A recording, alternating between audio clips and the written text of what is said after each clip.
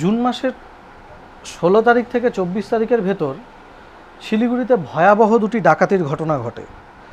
প্রথম যে ঘটনাটি ঘটে সেটি চম্পাশাড়ি এলাকাস্থিত একটি রাষ্ট্রায়ত্ত ব্যাংকের এটিএমে গ্যাস কাটার দিয়ে মোহাম্মদ ইসরায়েল, জাভেদ খান এবং মোহাম্মদ খুরশিদ এবং এদের যে র্যাকেট, তারা অত্যন্ত সুচারু পরিকল্পনার মাধ্যমে এটিএম লুট করে প্রায় 10 লক্ষ টাকার উপরে এরা লুট করে।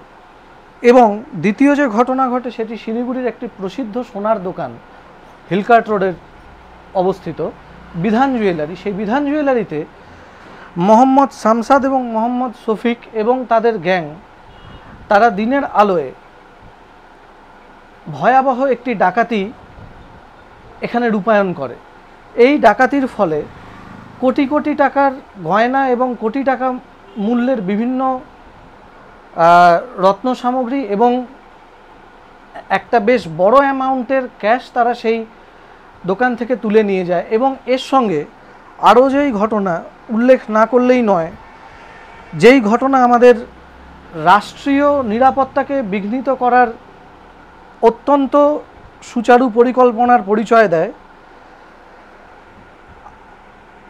মে মাসের 12 তারিখ থেকে 19 তারিখের মধ্যে সুকনা মিলিটারি ক্যাম্পের যে বেস রয়েছে, অর্থাৎ আমাদের 33 কোর আর্মি ক্যাম্প, সেই 33 কোর আর্মি ক্যাম্পে বাংলাদেশের দুজন স্পাই তারা সেই আর্মি এলাকার ভেতরে অত্যন্ত স্পর্শকাতর এলাকায় তাদের ঘোরাফেরা করতে দেখা যায়। ডিফেন্স ইন্টেলিজেন্স তাদেরকে সেখান থেকে গ্রেপ্তার করে।